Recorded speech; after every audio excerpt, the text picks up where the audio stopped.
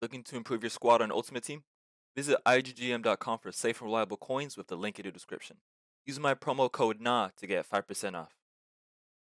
What's good, Joe? For this video, we're going to be going over the 4-1-4-1, and the 4-1-4-1 is very similar to the 4-5-1. It performs the same way in game.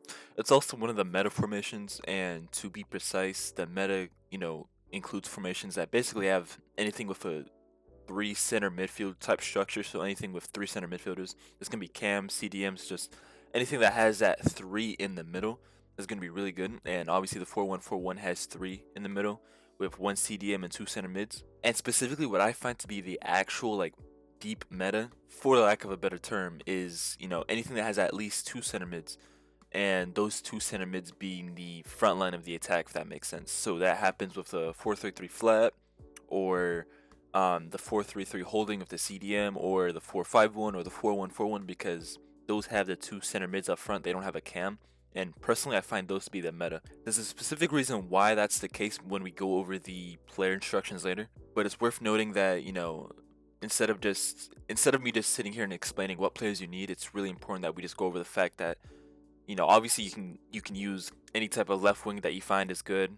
Same goes to the striker, same goes to the defense. You can use your personal discretion for that, but it's really important that for your two center mids up front, it's really important that they're really good in attack as much as they are in defense. And that might be hard to do in this case, because at this stage of the game it might be hard to get good center mids of attacking stats, but there's cards like Iwobi, there's a couple of hero cards as well, like Marchisio is a good one as well. Cards like that are going to be really good with these formations. But yeah, as you can see, these are the custom tactics right here.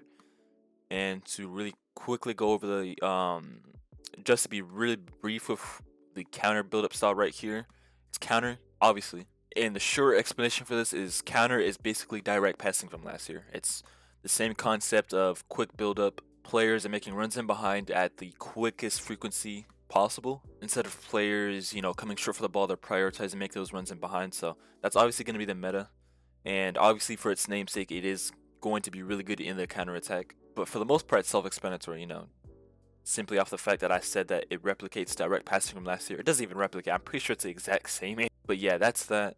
But the real actual thing to mention is the fact that we have that direct approach, or sorry, defensive approach on high 61 line height. I can't stress how important this is, because I used to have this on 70, and I would have issues where every single game, regardless if I was winning or losing, I would concede 2 or 3 goals sometimes, mostly just 1 or 2, but sometimes 3.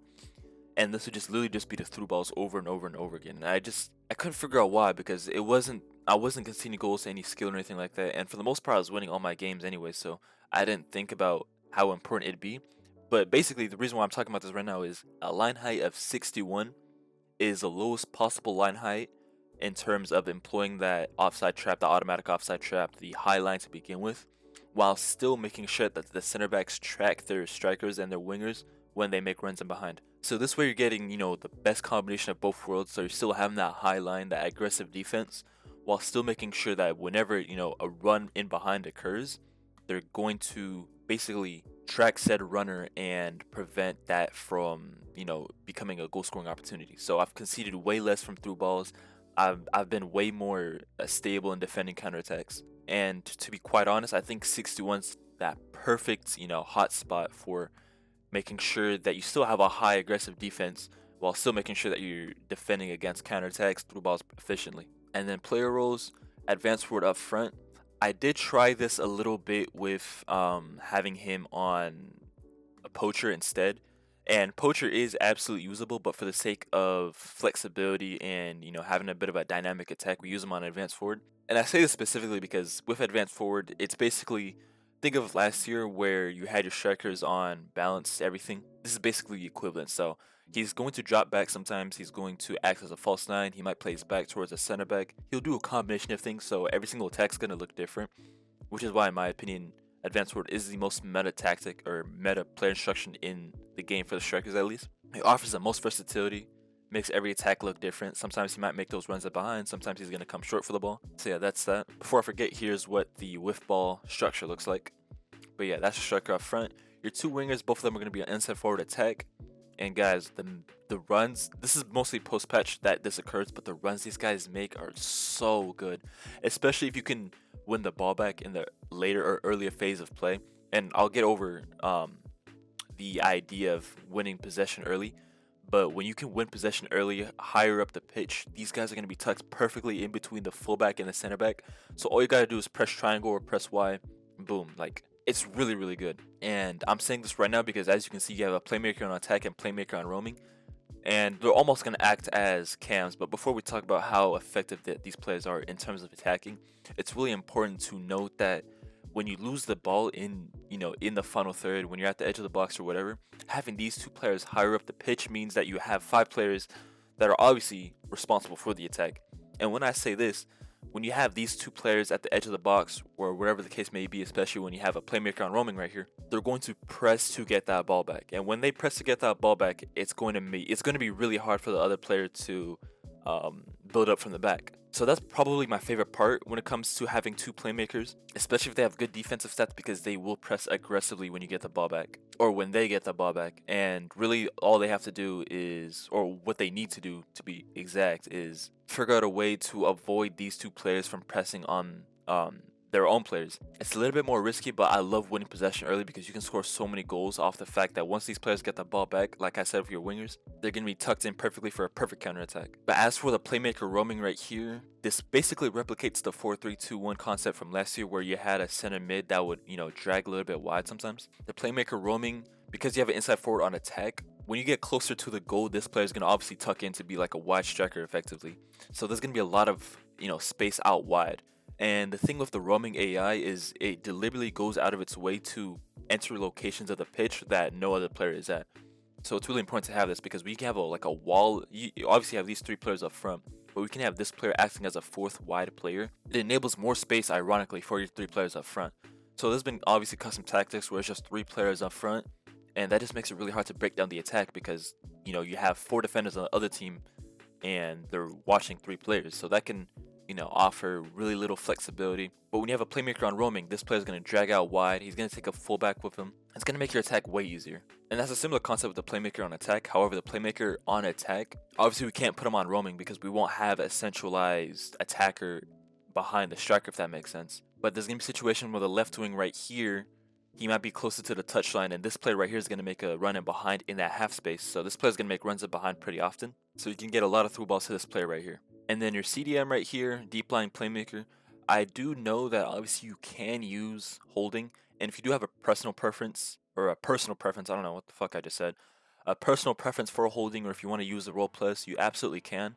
But me personally, deep line playmaker is more effective because I like having the CDM involved in build-up. He offers himself as an anchor in terms of attack. He's going to still screen the defensive line, but the thing is, in attack, he's going to make sure that he's always a passing option. And the difference between that and holding, for instance, is holding is basically the most defensive-oriented CDM that you can have because they're always going to be focused on making sure that your defensive line is straight and covered. But the issue with that is when you have the 2 playmakers up front, you're going to have the fact that this player is not going to be as open as frequent as a deep line playmaker. So you're going to be relying on the 2 players right here up front, the playmaker attack, playmaker roaming, to basically be open for the ball. And the thing is, these players are not always going to be open for the ball because they're making runs in behind. I can't use my left stick right now, I don't know why, but yeah, the playmaker attack and playmaker roaming, they're going to be making runs in behind more often than they're going to be coming short for the ball, especially because we have them on counter in the team tactics. So it's really important that you have them on deep line playmaker.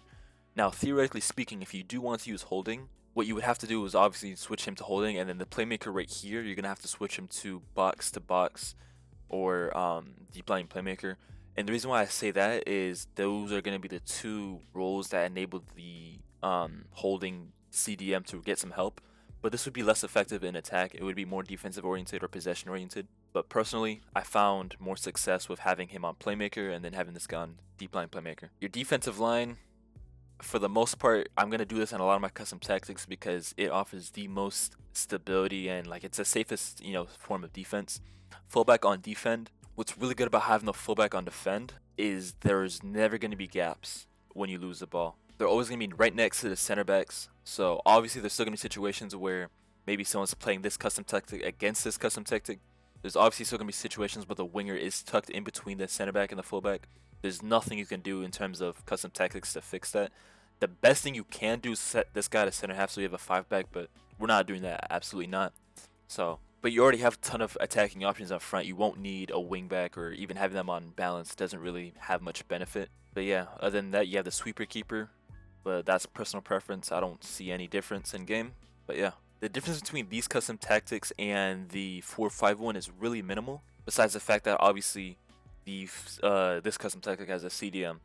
And I would say I still personally prefer the 4-5-1. However, obviously it's really important that we have custom tactics like these, especially if you want to enable, a CDM. And I would say that this custom tactic is more defensive oriented, or more, it's less risky.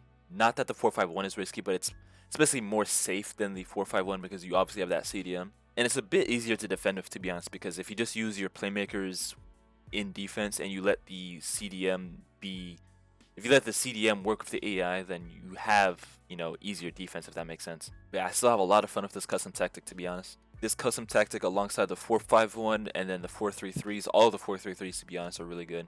I believe it's the 4-1-2-3, I think that's what it's called.